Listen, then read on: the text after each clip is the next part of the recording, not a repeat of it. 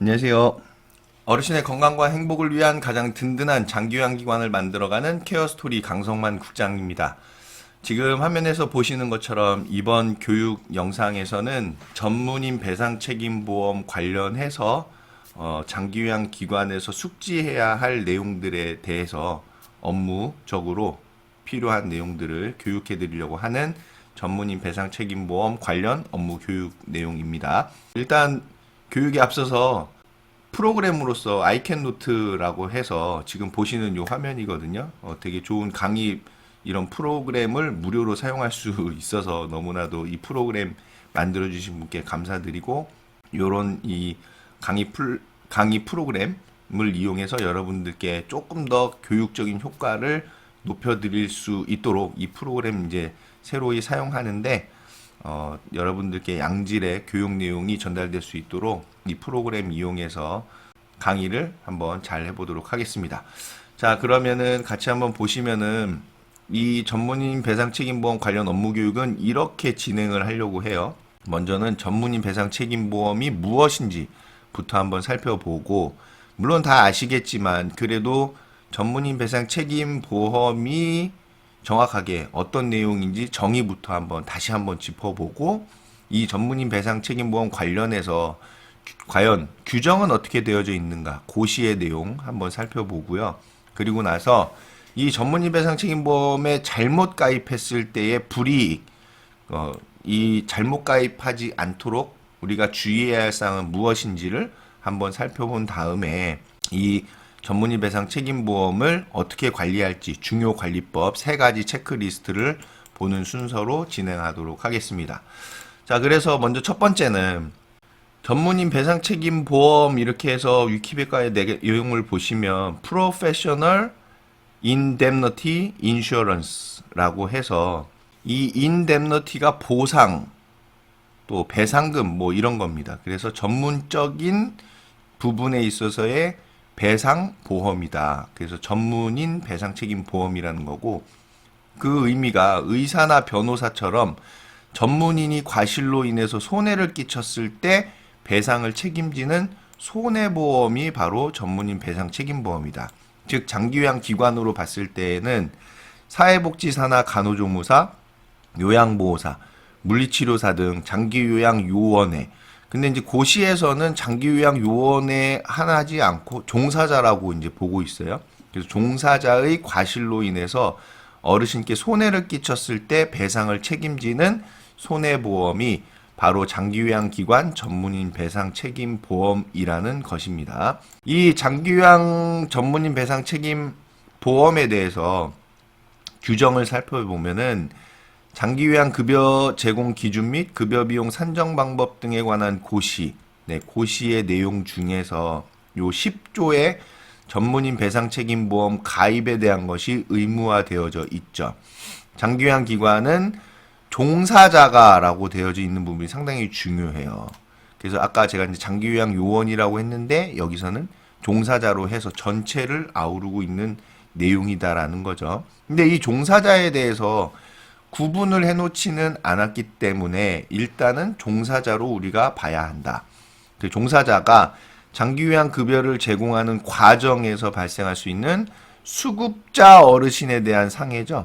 수급자의 상해 등에 대비해서 급여 개시일로부터 법률상 배상하여야 하는 손해를 보상하는 보험 이하 전문인 배상 책임보험에 가입해야 한다라고 규정이 되어져 있습니다. 포인트가 이거죠. 종사자, 장기요양 급여를 제공하는 과정, 그리고 수급자의 상해에 대해서 법률상에 대한 부분이 포인트인 것 같아요. 그래서 우리 시설급여 기관하고 주야간보호 그리고 단기보호 기관은 퇴소자와 외박자를 제외하고 있죠. 퇴소자와 외박자는 해당이 안 되는데 수급자 전원에 대해서 이분들을 제외한 수급자 전원에 대해서 적용되는 전문인 배상 책임보험에 의무적으로 가입해야 한다라고 규정되어져 있습니다. 그리고 가정방문 급여를 제공하는 기관은 급여를 제공하는 종사자를 기준으로 해서 전문인 배상 책임보험에 가입해야 한다라고 되어져 있는 것이죠. 자, 그래서 이러한 전문인 배상 책임보험에 의무적으로 가입하도록 규정되어져 있는데 이 전문인 배상 책임보험에 잘못 가입했을 때 어떤 불이익이 있는지를 우리는 좀 알아둘 필요가 있는데요. 이 고시 제68조에 전문인 배상 책임보험 미가입 감액이라는 부분이 있죠. 장기요양 기관이 방금 보셨던 10조 있죠. 이게 10조입니다. 이 10조에 따른 전문인 배상 책임보험에 가입하지 아니한 경우 가입하지 아니한 기간 동안 급여 비용을 다음 각호와 같이 산정한다라고 해서 가정방문급여의 경우 전문인 배상책임보험 미가입 종사자가 제공한 급여에 대해서 해당일 급여 비용의 90%를 산정하도록 되어져 있는 것이죠.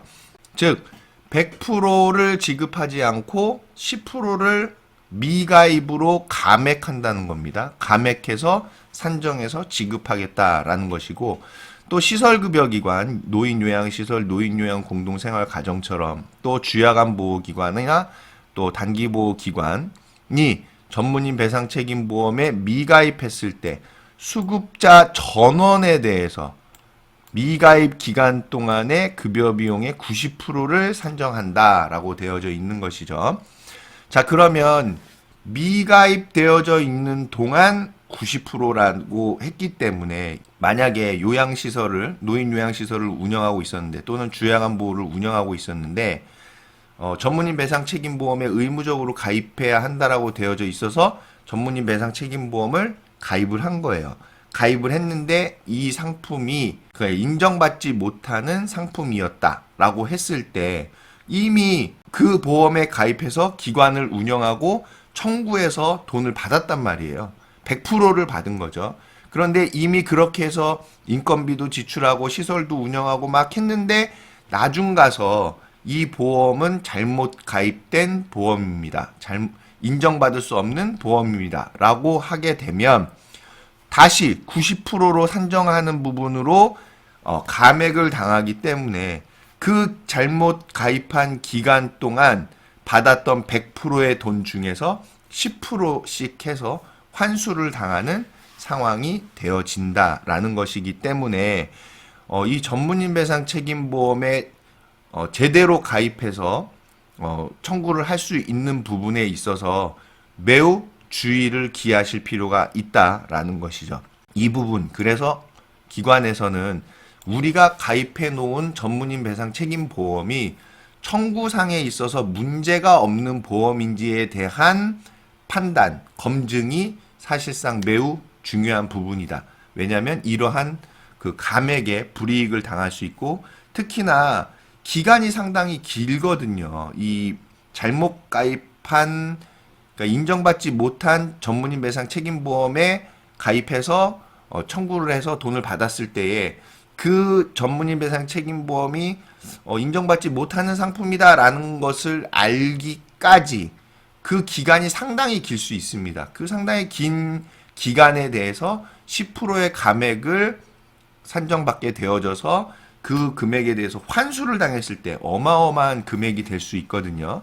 그렇기 때문에 우리 기관에서 가입한 전문인 배상 책임보험이 청구에 있어서 문제없는 보험인지에 대한 부분을 반드시 검증할 필요가 있는 내용이 되는 것이죠. 이 불이익 때문에 그렇습니다.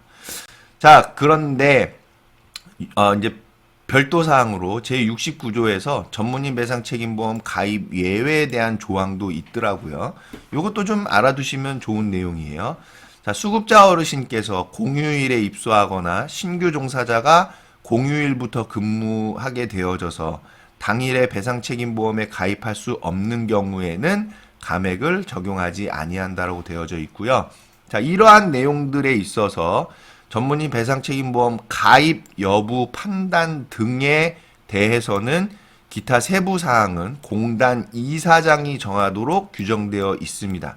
그렇기 때문에 이 전문인 배상 책임보험과 관련해서 청구에 있어서의 어떤 궁금한 사안이라든지 이런 내용이 있을 때에는 세부 사항을 공단 이사장님이 정하도록 규정되어 있기 때문에 관련 질의에 대해서는 국민건강보험공단을 통해서 질의하고 답변을 받아서 한치의 어떤 미심쩍은 부분이 없도록 국민건강보험공단을 통해서 내용을 확인해서 진행하시는 것이 필요한 부분이다라고 말씀드릴 수 있겠습니다.